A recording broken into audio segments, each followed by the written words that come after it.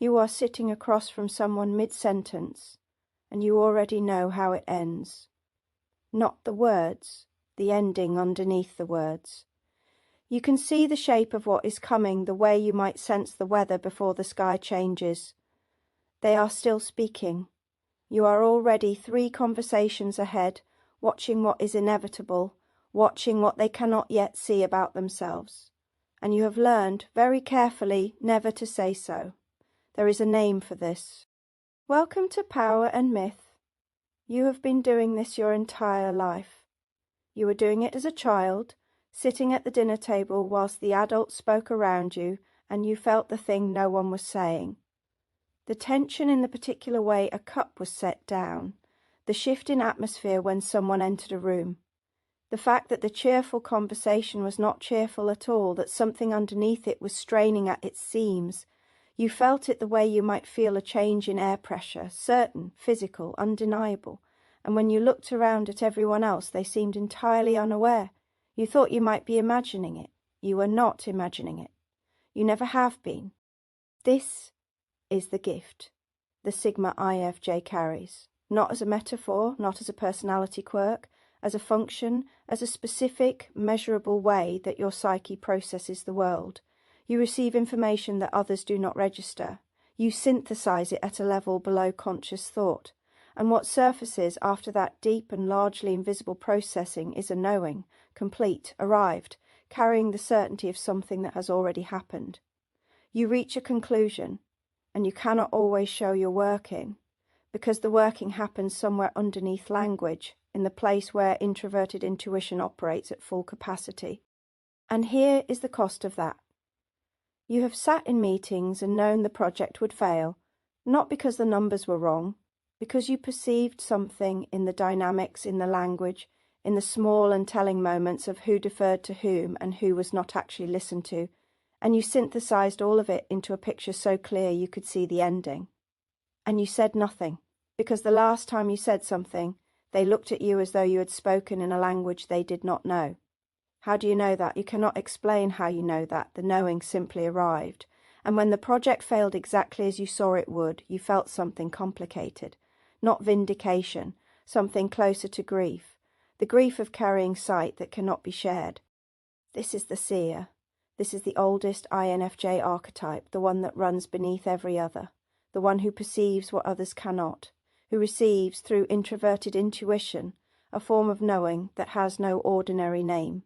Jung wrote extensively about the intuitive type, the person whose dominant psychic function is not sensation, thinking or feeling, but intuition.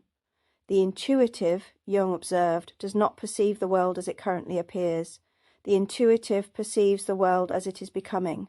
They track the invisible movement beneath the visible surface.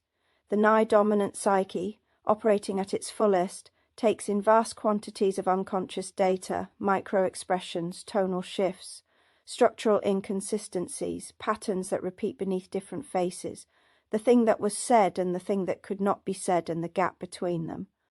And it processes all of this in the dark, beneath thought, and delivers what emerges as knowing, as vision, as what the ancient world called prophecy.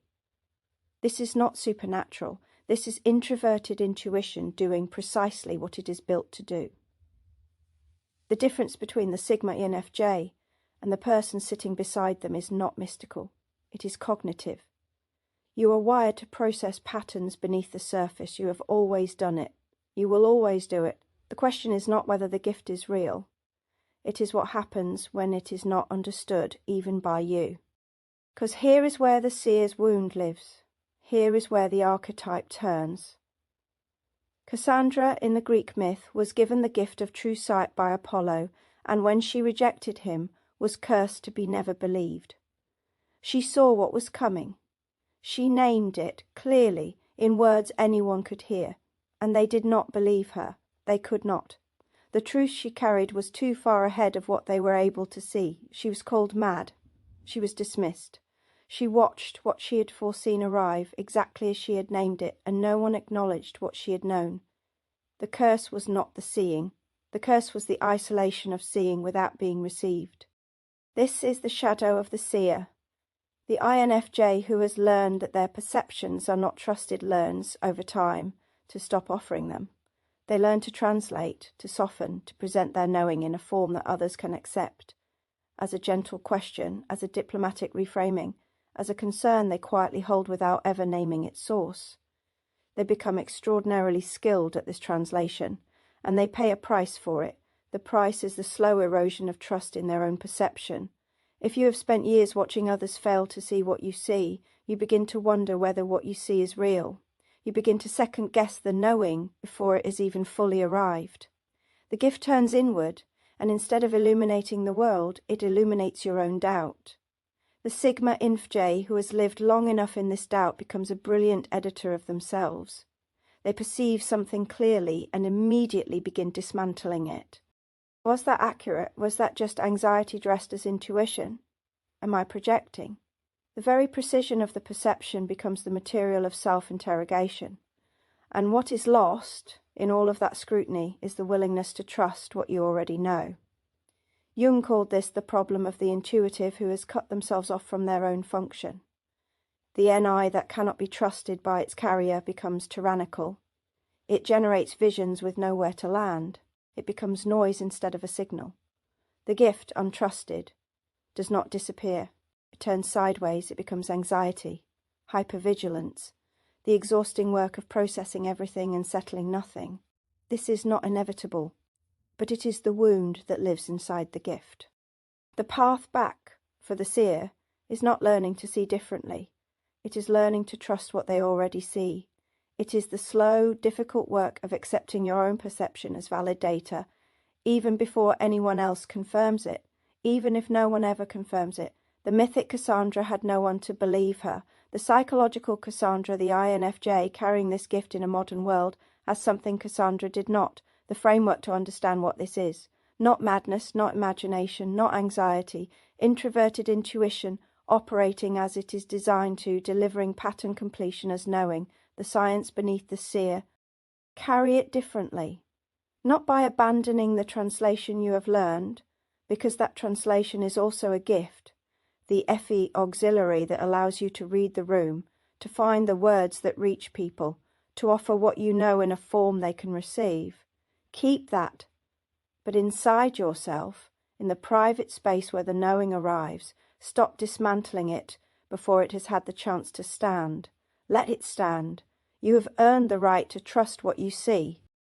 You are sitting across from someone mid-sentence, and you already know how it ends. You feel the weight of it, the particular exhaustion of carrying a perception no one has asked for, but you understand it now differently than you did at the beginning of this. What you are doing in that moment is not paranoia, and it is not performance. It is introverted intuition completing the pattern that is already there. It is the oldest INFJ gift operating exactly as it was always meant to. The ancients called this sight. They built temples to it. You carry it in ordinary rooms, in ordinary conversations, in the silence after someone speaks and before you decide whether to say what you already know.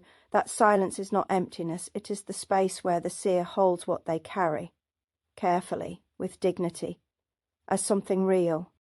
Tell me in the comments, what is the moment in your life when you knew something you could not explain before anyone else could see it? When did that knowing prove itself? I read every comment. Your experience matters here.